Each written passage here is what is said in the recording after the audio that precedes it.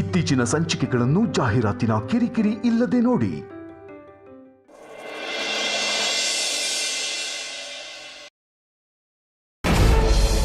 ಬಾಯ್ ಬಿಟ್ರೆ ಗಂಡ ಹೆಂಡತಿ ನಾವು ಹಾಗೆ ಹೀಗೆ ಅಂತ ಕೊಚ್ಕೋತಾ ಇರ್ತೀರ. ನೋಡಿದ್ರೆ ಮಾಡೋ ಕೆಲಸ ಎಲ್ಲ ಹೀಗೆ ಅರ್ಧಂಬರ್ಧ. ಕೊನೆಗೆ ಬಂದು ನನ್ನ ಪ್ರಾಣ ತಿಂತೀರ. ನಿಮ್ಮನ್ನೆಲ್ಲ ನಂಬ್ಕೊಂಡಿದ್ದೀನಲ್ಲ, ನನ್ನ ಬುದ್ಧಿಗೆ ಏನು ಹೇಳ್ಬೇಕು ನನಗೆ ಗೊತ್ತಾಗ್ತಾ ಇಲ್ಲ.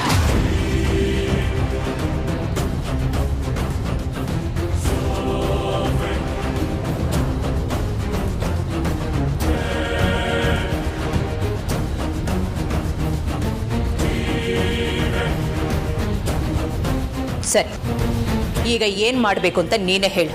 ಈಗ ನಾನು ಹೋಗಿ ಅಮೂಲ್ಯನ ಹತ್ರ ಆ ವಾಯ್ಸ್ ಡಿಲೀಟ್ ಮಾಡು ಅಂತ ಕೇಳೋಕ್ಕಾಗತ್ತಾ? ಆಗ ಹೇಳಿದ್ರೆ ನನ್ನ ಮೇಲೆ ಡೌಟ್ ಬರಲ್ವಾ? ಸುಹಾಸಿನಿ, ನಾವು ಮಾತ್ರ ಮಣ್ಣು ತಿನ್ನೋ ಕೆಲಸ ಮಾಡ್ತೀವಿ, ನೀನು ಮಾತ್ರ ಅನ್ನ ತಿನ್ನೋ ಕೆಲಸ ಮಾಡ್ತೀನಿ ಅಂತ ಮಾತ್ರ ಮಾತಾಡ್ಬೇಡ. ನಿಮ್ಮ ಅಕ್ಕನ ಮಕ್ಕಳಿಗೆ ಏನೇನು ಮಾಡಿದ್ಯಾ, ಅವರನ್ನು ನೀನು ಯಾವ ಥರ ದುರುಪಯೋಗ ಪಡಿಸ್ಕೊಂಡಿದ್ಯಾ ಅಂತ ನನಗೆ ಚೆನ್ನಾಗಿ ಗೊತ್ತು. ನೀನು ಅವ್ರ ಹತ್ರ ಎಷ್ಟು ದುಡ್ಡು ಹೊಡೆದಿದ್ಯಾ ಪ್ರತಿಯೊಂದು ನನ್ನ ಹತ್ರ ಡೀಟೇಲ್ಸ್ ಇದೆ. ಟೈಮ್ ಬಂದಾಗ ಬೇಕಾಗುತ್ತೆ ಅಂತ ಎಲ್ಲ ಕಲೆಕ್ಟ್ ಮಾಡಿಕೊಂಡು ಇಟ್ಕೊಂಡಿದ್ದೀನಿ. ಈಗ ಟೈಮ್ ಬಂದಿದೆ ಅನಿಸುತ್ತೆ. ವಿಕ್ರಾಂತು ಅಮೂಲ್ಯ ಮುಂದೆ ಹೇಳ. ಆಯ್ತಾಯ್ತು, ಕೋಪ ಬಂದೆ 2 ಮಾತು ಹೇಳಿದೆ, ಅದನ್ನೇ ಸೀರಿಯಸ್ ಆಗಿ ತಗೊಳ್ಳೋ ಅವಶ್ಯಕತೆ ಇಲ್ಲ. ಈಗೇನು ಆ ಕ್ಲಿಪ್ಪು ಡಿಲೀಟ್ ಮಾಡಿಸ್ಬೇಕು ಅಷ್ಟೇ ತಾನೇ? ಇಷ್ಟೊತ್ತು ನಾನು ಅದನ್ನೇ ನಿನಗೆ ಹೇಳಿದ್ದು.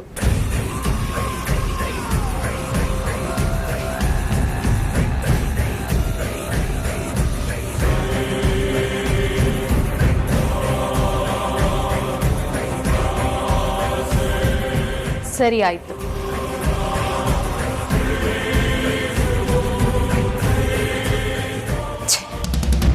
ಇವ್ರುಗಳನ್ನ ನಂಬ್ಕೊಂಡಲ್ಲ, ನನಗೆ ಬುದ್ಧಿ ಇಲ್ಲ.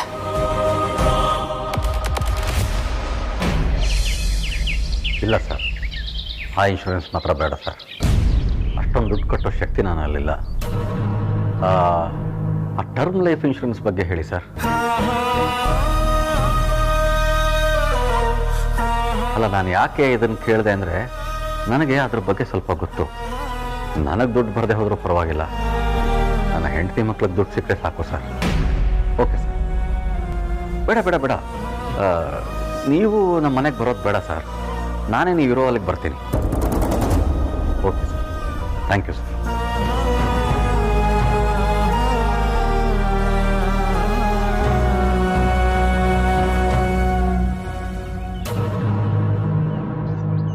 ರೀ, ಯಾರ ಹತ್ರ ಮಾತಾಡ್ತಿದ್ರಿ? ಅದು ನನ್ನ ಫ್ರೆಂಡು ಅಪರೂಪಕ್ಕೆ ಫೋನ್ ಮಾಡಿದ್ದ ಪರಿ, ಅವನ ಜೊತೆ ಮಾತಾಡ್ತಾ ಇದ್ದೆ. ಸುಳ್ಳು ಹೇಳಬೇಡಿ, ನಾನೆಲ್ಲ ಕೇಳಿಸ್ಕೊಂಡೆ. ಯಾಕಿಷ್ಟು ಆತರವಾಗಿ ಇನ್ಶೂರೆನ್ಸ್ ಮಾಡಿಸ್ತಿದ್ದೀರಾ? ಅದು 25 ಲಕ್ಷಕ್ಕೆ. ಅದು ಎಷ್ಟು ಕಂತುಗಳಲ್ಲಿ ಕಟ್ಟಬೇಕು, ಎಷ್ಟು ವರ್ಷ ಕಟ್ಟಬೇಕು ಅಂತ ಏನಾದರೂ ಗೊತ್ತಿದೆಯಾ ನಿಮಗೆ? ಯಾಕ್ರಿ ಇಂಥ ಹುಚ್ಚು ಯೋಚನೆಗಳೆಲ್ಲ ನಿಮ್ಮ ತಲೆಗಳಲ್ಲಿ ಬರ್ತಿದೆ?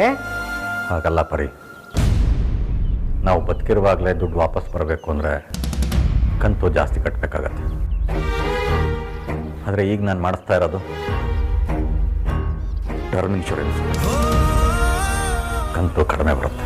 ಅಂದರೆ ಏನ್ರಿ ನಿಮ್ಮ ಮಾತಿನ ಅರ್ಥ? ನೀವು ನಮ್ಮನ್ನೆಲ್ಲ ಬಿಟ್ಟು? ಜೊತೆ ಹಾಗೆಲ್ಲ ಏನಿಲ್ಲ ಪರಿ. ಆದರೆ ಜೀವನ ಒಂಥರ ನೀರಿನ ಮೇಲಿರೋ ಗುಳ್ಳೆ ಥರ, ಯಾವಾಗ ಏನಾಗುತ್ತೆ ಅಂತ ಹೇಳೋಕ್ಕಾಗಲ್ಲ. ರಾತ್ರಿ ಮಲಗಿದವರು ಬೆಳಗ್ಗೆ ಏಳ್ದವರು ಅಂತ ಪರಿಸ್ಥಿತಿ ಇದೆ ಇವಾಗ. ನಾವು ಇಲ್ಲೇ 100 ವರ್ಷ ಬದುಕಿರ್ತೀವಿ ಅಂತ ಏನು ಗ್ಯಾರಂಟಿ ಇಲ್ಲ. ಅದಕ್ಕೆ ಹೆಂಡತಿ ಮಕ್ಕಳು ಜೀವನೋಪಾಯಕ್ಕೆ ನಾವು ಬದುಕಿರುವಾಗಲೇ ಏನಾದರೂ ಒಂದು ಮಾಡೋಣ ಅಂತ. ಯಾಕ್ರಿ ಈ ಥರ ಎಲ್ಲ ಮಾತಾಡ್ತಿದ್ದೀರಾ? ನೀವು ಅನ್ಕೊಂಡಾಗ ಏನೂ ಆಗಲ್ಲ, ಬಿಡ್ತು ಅನ್ನಿ, ಎಲ್ಲ ಒಳ್ಳೇದಾಗುತ್ತೆ. ನಾನು ಆ ಥರ ಹೇಳಲಿಲ್ಲ ಪರಿ. ಇವತ್ತು ಆ ತೇಜಸ್ಸು ತಾಂಬೂಲ ಬದಲಾಯಿಸ್ಕೊಂಡು ಹೋದಾಗ್ಲಿಂದ ನನಗೆಷ್ಟು ಭಯ ಆಗ್ತಾ ಇದೆ ಗೊತ್ತಾ? ಅವನು ನನ್ನ ಮಗಳಿಗೆ ಇಷ್ಟೆಲ್ಲ ಅನ್ಯಾಯ ಮಾಡಿದ್ರು. ಒಬ್ಬ ತಂದೆಯಾಗಿ ನಾನು ಏನು ಮಾಡೋಕ್ಕಾಗ್ತಿಲ್ವಲ್ಲ ಅಂತ, ಯಾಕಾದರೂ ಬದುಕಿದೀನೋ ಅಂತ ಅನ್ನಿಸ್ತಾ ಇದೆ. ಮಕ್ಕಳನ್ನ ಕಾಪಾಡ್ಕೊಳ್ಳೋದಕ್ಕಾಗಲಿಲ್ಲ ಅಂದಮೇಲೆ ನಾನು ಯಾಕಾದರೂ ತಂದೆಯಾಗಿರಬೇಕು ಅಂತ ಅನ್ನಿಸ್ತಾ ಇದೆ. ಅವನು ಮತ್ತೆ ಬಂದು ನನ್ನ ಮಗಳಿಗೆ ತೊಂದರೆ ಕೊಟ್ಟರೆ ನನಗದನ್ನು ನೋಡ್ಕೊಂಡು ಸುಮ್ಮನಿರೋದಕ್ಕಾಗೋದಿಲ್ಲ ಪರಿ.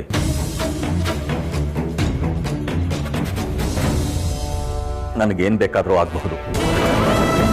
ಅದಕ್ಕೆ ಮುಂದಾಲೋಚನೆ ಮಾಡಿ ನಾನೇ ನಿರ್ಧಾರಕ್ಕೆ ಬಂದಿರೋದು.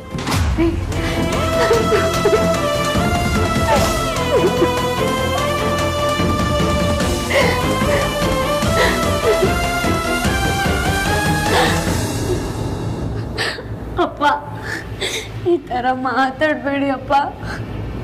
ನಿಮ್ಗೇನು ಆಗಲ್ಲ. ನಿಮ್ಮ ಜೊತೆ ನಾವೆಲ್ಲರೂ ಇದ್ದೀವಪ್ಪ. ನಿಮ್ಮನ್ನು ಕಾಪಾಡ್ಕೊಳ್ತೀವಪ್ಪ. ಪ್ಲೀಸ್ ಈ ಥರ ಎಲ್ಲ ಮಾತಾಡಬೇಡಿ.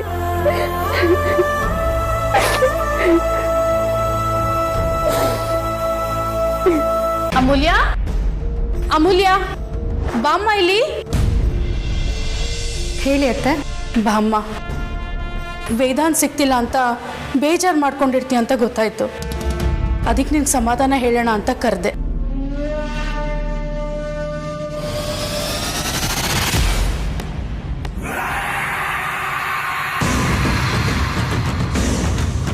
ನೋಡಮ್ಮ, ನೀನೇನು ಬೇಜಾರು ಮಾಡ್ಕೋಬೇಡ. ವೇದಾಂತ್ ಏನೂ ಆಗೋದಿಲ್ಲ. ಅವನು ತುಂಬ ಸೇಫಾಗಿ ಮನೆಗೆ ಬರ್ತಾನೆ. ನೀನು ನಂಬ್ಕೊಂಡಿರೋ ಆಂಜನೇಯ ಸ್ವಾಮಿ ನಿನ್ನ ಕೈ ಬಿಡೋದಿಲ್ಲ. ಹ್ಞೂ ಅತ್ತೆ, ನಾನು ಆ ಬಜರಂಗಿನೇ ನಂಬ್ಕೊಂಡಿದ್ದೀನಿ.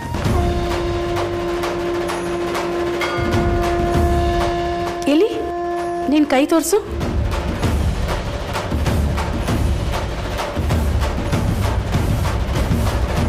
ಈಗಿನ ಕಾಲದ ಹೆಣ್ಮಕ್ಳು 1 ನಿಮಿಷನೂ ಫೋನ್ ಬಿಟ್ಟಿರಲ್ಲ ಅಲ್ಲ? ಹಾಗಲ್ಲ ಅತ್ತೆ, ವೇದಾಂತ್ ಬಗ್ಗೆ ಏನಾದರೂ ಗೊತ್ತಾಗ್ಬೋದು. ಪೊಲೀಸ್ನವ್ರು ಫೋನ್ ಮಾಡಿದ್ರೆ ಅಂತ ಕೈಯಲ್ಲಿ ಇಟ್ಕೊಂಡಿದ್ದೆ ಅಷ್ಟೆ. ಅಮೂಲ್ಯ, ನೀನು ಫೋನ್ ತೆಗಿಲಿಲ್ಲ ಅಂದರೆ ನಮ್ಗೆ ಯಾರ್ಯಾರು ಫೋನ್ ಮಾಡ್ತಾರೆ, ಇಲ್ಲ ಅಂದರೆ ಮನೆಗೆ ಬರ್ತಾರೆ. ನೀನು ಫೋನ್ನ 5 ನಿಮಿಷ ಕೆಳಗಡೆ ಇಟ್ಟು ಆ ಕೈನೂ ಕೊಡು.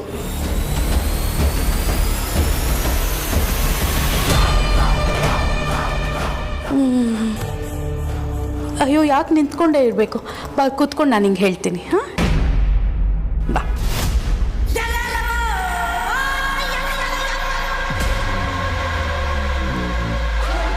ಬಾ, ಕೂತ್ಕೊಮ್ಮ. ನೋಡೋಣ.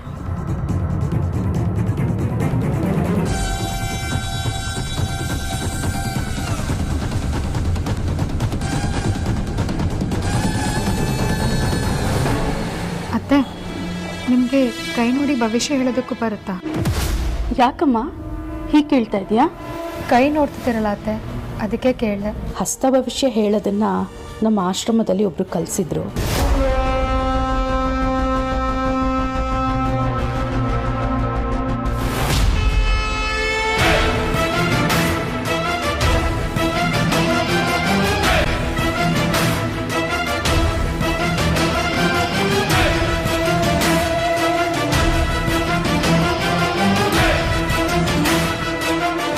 ಪರವಾಗಿಲ್ಲ ಅತ್ತೆ, ನೀವೇನೇನೋ ತಿಳ್ಕೊಂಡಿದ್ದೀರಾ. ಅಮೂಲ್ಯ, ನಿನಗೊಂದು ವಿಚಾರ ಗೊತ್ತಾ? ಹೆಂಡತಿ ಕೈ ನೋಡಿದ್ರೆ ಗಂಡನ ಬಗ್ಗೆ ಗೊತ್ತಾಗುತ್ತೆ, ಗಂಡನ ಕೈ ನೋಡಿದ್ರೆ ಹೆಂಡತಿ ಬಗ್ಗೆ ಗೊತ್ತಾಗುತ್ತೆ. ಅದಕ್ಕೆ ನಿನ್ನ ಕೈ ನೋಡಿ ವೇದಾಂತ್ ಬಗ್ಗೆ ಏನಾದರೂ ಗೊತ್ತಾಗ್ಬೋದು ಅಂತ ನೋಡ್ತಾ ಇದ್ದೀನಿ.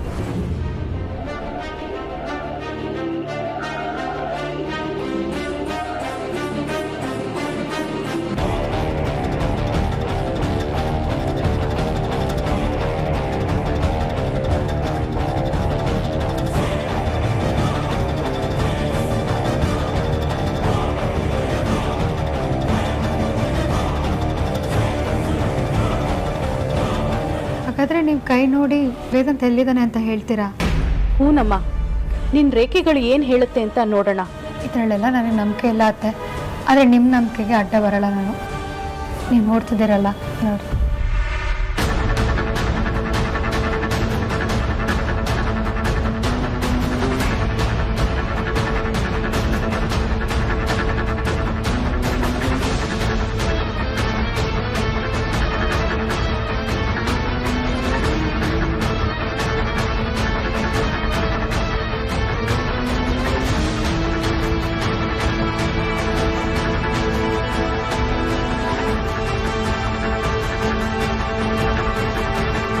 ಬರೀ ನಿನ್ನನ್ನಲ್ಲ, ನಿನ್ ಜೊತೆ ಇರೋ ಎಲ್ಲ ಒತ್ತಾಯಿಸ್ತೀನಿ.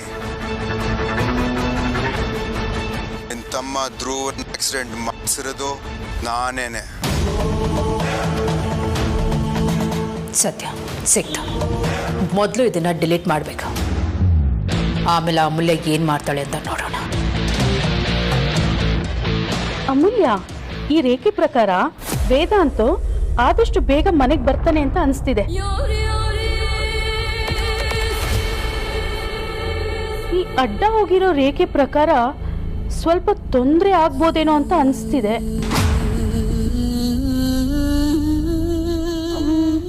ಆದ್ರೂ ಪರವಾಗಿಲ್ಲ, ಒಟ್ನಲ್ಲಿ ಅವನು ಮನೆಗೆ ವಾಪಸ್ ಬರ್ತಾನೆ.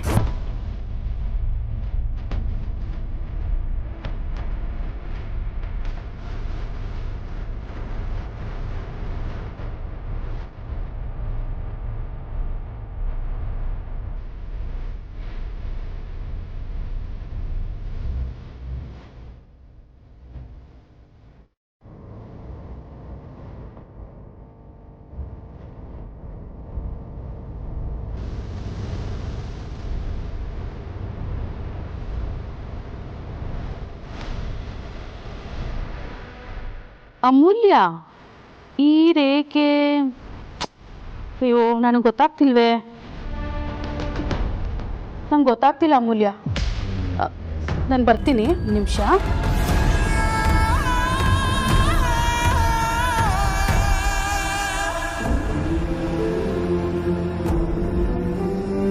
ಅತ್ತೆ ಬಂದು ಇಷ್ಟು ದಿನ ಆಯಿತು, ಆದರೂ ಇವರೇನು ಅಂತ ಅರ್ಥ ಮಾಡ್ಕೊಳ್ಳೋಕ್ಕೆ ಆಗಲಿಲ್ವಲ್ಲ. ಅಪ್ಪ, ನಾನು ನಿಮ್ಮ ಜೊತೆಗಿರೋವರೆಗೂ ನೀವು ಅವನಿಗೆ ಹೆದರ್ಕೊಳ್ಳೋ ಅಗತ್ಯ ಇಲ್ಲ ಅಪ್ಪ. ಯಾವಾಗಲೂ ನಿಮ್ಮ ಜೊತೆಗಿರ್ತೀನಿ. ಅದು ಯಾರೇ ಅಡ್ಡ ಬಂದರು ನಾನು ನಿಮ್ಮನ್ನು ಕಾಪಾಡ್ಕೊಳ್ತೀನಿ. ಅಪ್ಪ, ಅವರು ನಿಮಗೆ ಗನ್ ಇಟ್ಟಿದ್ದನ್ನ ಫೋಟೋ ತೋರಿಸಿ ನಂಗೆ ಹೆದರಿಸಿದ್ರು. ಇಲ್ಲ ಅಂದಿದ್ರೆ ಅವ್ನಿಗೆ ಏನು ಮಾಡಬೇಕೋ ನಾನು ಅದನ್ನೇ ಮಾಡಿರ್ತಿದ್ದೆ. ಅದೇನಾದರೂ ಆಗಲಿ, ನಾವು ಅವನ ಅಂತ ನೋಡೇ ಬಿಡೋಣ.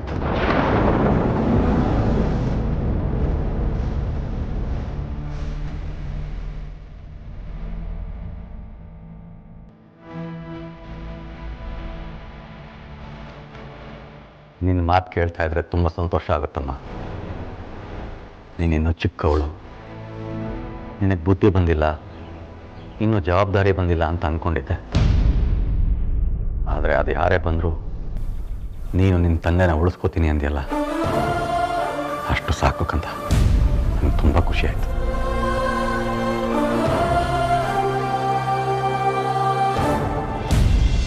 ಅದೆಂಥದೇ ಪರಿಸ್ಥಿತಿ ಬಂದರೂ, ಅದೆಷ್ಟೇ ಜನ ಬಂದರೂ ಅವರನ್ನು ಎದುರಿಸಿ ನಿಂತ್ಕೋತೀನಿ ಅನ್ನೋ ಧೈರ್ಯ ಬಂತು. ಆತ್ಮವಿಶ್ವಾಸ ಜಾಸ್ತಿ ಆಯಿತು. ಇವತ್ತು ನಿನ್ನಿಂದ ಹೊಸ ಪಾಠ ಕಲಿತೆ ಮಗಳೇ. ಬದುಕನ್ನು ಹೇಗೆ ಎದುರಿಸ್ಬೇಕು ಅಂತ ನೀನು ಕಲಿಸ್ಕೊಟ್ಟೆ. ಇನ್ಮೇಲೆ ಅದೇನಾಗುತ್ತೋ ನಾನು ನೋಡೇ ಬಿಡ್ತೀನಿ. ಆ ತೇಜಸ್ ಬರಲಿ, ಅವನಿಗೊಂದು ಸರಿಯಾದ ಪಾಠ ಕಲಿಸ್ತೀನಿ. ಇಲ್ಲಪ್ಪ, ನನ್ನಿಂದ ನೀವು ಪಾಠ ಕಲ್ತಿಲ್ಲ, ನಿಮ್ಮಿಂದ ನಾನು ಪಾಠ ಕಲ್ತಿದ್ದೀನಿ. ನಿಮ್ಮನ್ನ ಅಮ್ಮನ ನೋಡಿ ಕಷ್ಟನ ಹೇಗೆ ಎದುರಿಸೋದು ಅಂತ ತಿಳ್ಕೊಂಡಿದ್ದೀನಿ. ಅಂತ ಕಷ್ಟದಲ್ಲೇ ಆರ್ತಿ ಅಕ್ಕ ಅಮ್ಮು ಅಕ್ಕನ ಮದುವೆ ಮಾಡಿ ಸಹಿ ಅನ್ಸ್ಕೊಂಡವ್ರು ನೀವು. ನನ್ನೂ ಅಂಜುನ ಓದಿಸಿ ಬುದ್ಧಿವಂತರಾಗಿ ಮಾಡಿದ್ ನೀವು. ಇಡೀ ಪ್ರಪಂಚದಲ್ಲಿ ಯಾರು ನಿನಗೆ ಸ್ಫೂರ್ತಿ ಅಂತ ನಂಗೆ ಯಾರಾದರೂ ಕೇಳಿದ್ರೆ ನನಗೆ ನನ್ನ ಅಪ್ಪನೇ ಸ್ಫೂರ್ತಿ ಅಂತ ಹೇಳ್ತೀನಪ್ಪ. ಅಪ್ಪನೇ ಸ್ಫೂರ್ತಿ ಅಂತ ಹೇಳ್ತೀನಪ್ಪ. ನೀವು ಯಾವಾಗಲೂ ಧೈರ್ಯ.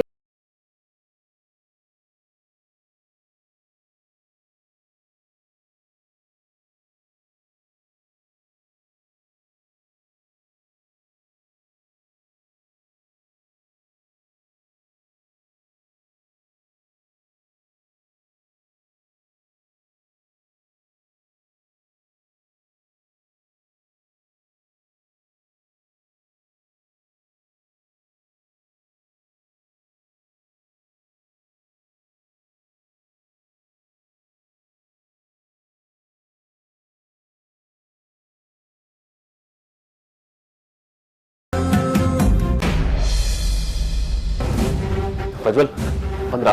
ಹೊತ್ಕೊಂಡು ಪ್ರಜ್ವಲ್, ಏನಾದ್ರೂ ಇನ್ಫಾರ್ಮೇಶನ್ ಸಿಗ್ತಾ? ಎಲ್ಲಿದ್ದಾನೆ, ಹೇಗಿದ್ದಾನೆ? ಸಾರಿ ಸರ್, ಅವ್ರು ಕಿಡ್ನಾಪ್ ಮಾಡಿದ್ದು ನಿಜ.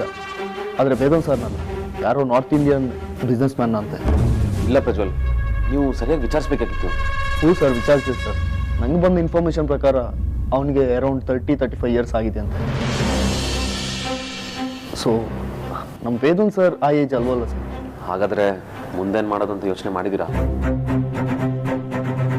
ಪ್ರಜ್ವಲ್, ನಿಮಗೋಸ್ಕರನೇ ವೇಟ್ ಮಾಡ್ತಿದ್ವಿ. ನಿಮ್ಮಿಂದ ಒಂದು ಹೆಲ್ಪ್ ಆಗಬೇಕು. ಹೇಳಿ ಮೇಡಮ್, ಏನು ಮಾಡಬೇಕು? ನನ್ನ ಫೋನಲ್ಲಿ ಒಂದು ಆಡಿಯೋ ಇದೆ. ಅದು ಯಾರ ವಾಯ್ಸು ಅಂತ ನೀವು ರೆಕಗ್ನೈಸ್ ಮಾಡ್ಬೋದಾ? ಎಸ್ ಮೇಡಮ್, ನನ್ನ ಡೇಟಾ ಬೇಸಸ್ನಲ್ಲಿ ನಾನ್ ಕ್ರಿಮಿನಲ್ಸ್ ನೋಡೋದು ವಾಯ್ಸ್ ಸ್ಯಾಂಪಲ್ಸ್ ಇದೆ. ಅದ್ರ ಜೊತೆ ಕಂಪೇರ್ ಮಾಡಿ ಸಾಫ್ಟ್ವೇರ್ ಕೊಟ್ಟರೆ ಯಾರಂತ ಗೊತ್ತಾಗುತ್ತೆ. ಅವಾಗ ಈಸಿಯಾಗಿ ಅವನು ಯಾರಂತ ಕಂಡುಹಿಡಿಬೋದು. ನನಗೇನೋ ಈ ವಾಯ್ಸು ತೇಜಸ್ ಅಣ್ಣಂದೆ ಅಂತ ಅನ್ನಿಸ್ತಿದೆ.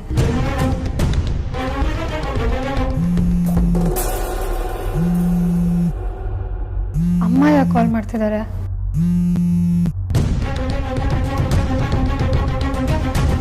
ಮೇಡಮ್, ನೀವು ಹೇಳ್ದಾಗೆ ಇಬ್ರು ಬಾಯಿ ಬಿಡಿಸಿದ್ರೆ ಈಸಿಯಾಗಿ ವೇದನ್ ಸರ್ ಎಲ್ಲಿದ್ದಾರೆ ಅಂತ ಗೊತ್ತಾಗ್ಬೋದು. ಬಟ್ ವಾಯ್ಸ್ ಅವ್ರ ಬ್ಯಾಗ್ ಇರ್ಬೇಕಷ್ಟೆ. ಮೇಡಮ್ ಕೊಡಿ, ನಾನು ಚೆಕ್ ಮಾಡ್ತೀನಿ. ತಗೊಳ್ಳಿ.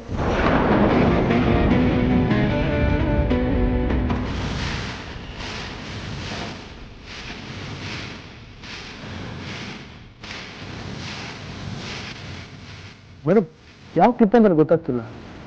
ಕೊಡಿ, ನಾನು ನೋಡ್ತೀನಿ.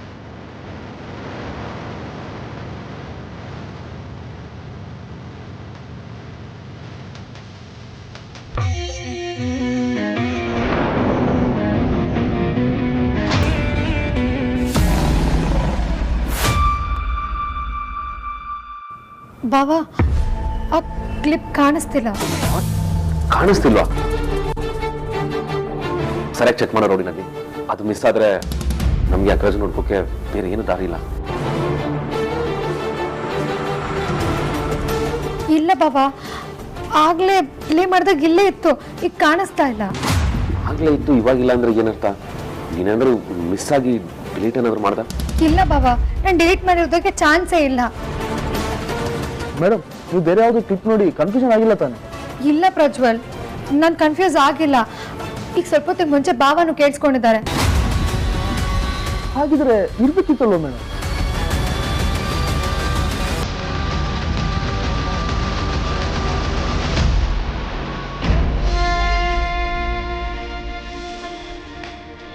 ಧ್ರುವ, ಏನು ಯೋಚನೆ ಮಾಡಬೇಡ ಕಂದ. ಆದಷ್ಟು ಬೇಗ ನೀನು ಹುಷಾರಾಗ್ತೀಯ. ಆ ದೇವ್ರ ಬೆಂಬಲ ನಿಂಗೆ ಯಾವಾಗಲೂ ಕಾಯತ್ತೆ. ಹಿಂಗೆ ಔಷಧಿ ಕೂಡ ಹೊತ್ತಾಯ್ತು. ಇರು, ಬರ್ತೀನಿ.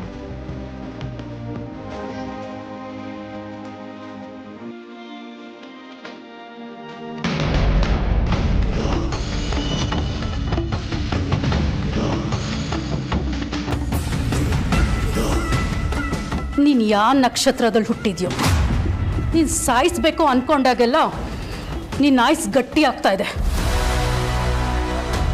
ನೀನು ಅವತ್ತು ಆಕ್ಸಿಡೆಂಟಲ್ಲೇ ಹೋಗಬೇಕಾಗಿತ್ತು. ಅದು ಬಿಡು, ದೇವಸ್ಥಾನದಲ್ಲಿ ಯಜಮಾನರು ನಿನ್ನನ್ನು ಶೂಟ್ ಮಾಡಬೇಕಾಗಿತ್ತು. ಅವತ್ತು ಬದುಕೊಂಡ್ಬಿಟ್ಟೆ. ಬಟ್ ನೀನು ಹೋಗಲಿಲ್ಲ, ಗಟ್ಟಿ ಪಿಂಡ.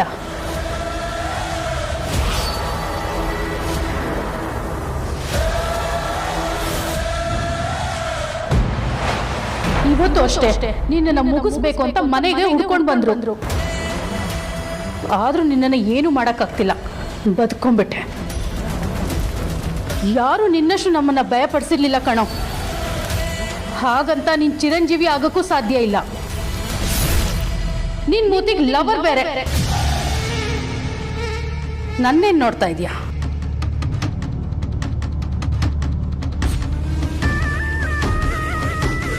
ಈ ಫೋಟೋ ನೋಡು. ನಿನ್ ಹುಡುಗಿ ತೇಜಸ್ ಜೊತೆ ತಾಂಬೂಲ ಬದಲಾಯಿಸ್ತಾ ಇದ್ದಾಳೆ.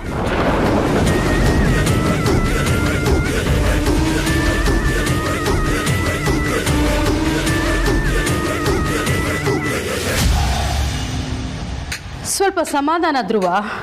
ನಿನ್ ತಿಥಿ ಫಸ್ಟ್ ಆಗುತ್ತೋ ನಮ್ಮ ತೇಜಸ್ ಜೊತೆ ಅದಿತಿ ಮದುವೆ ಫಸ್ಟ್ ಆಗುತ್ತೋ ನೋಡೇ ಬಿಡೋಣ.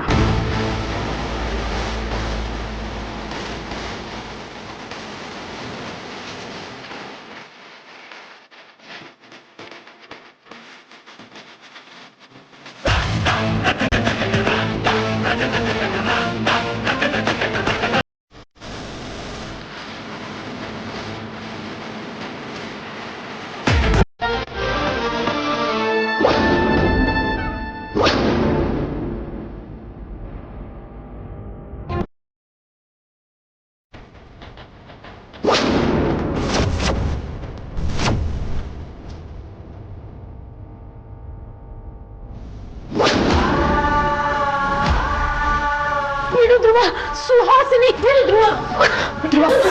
ಧ್ರುವ ಏನ್ ಮಾಡ್ತಿದ್ದೆ? ಬಿಡೋ ಬಿಡೋ ಧ್ರುವ, ಬಿಡೋ ಧ್ರುವ, ಬಿಡೋ ಧ್ರುವ. ಪ್ರಜ್ವಲ್ ಇಲ್ಲೇ ರೀ.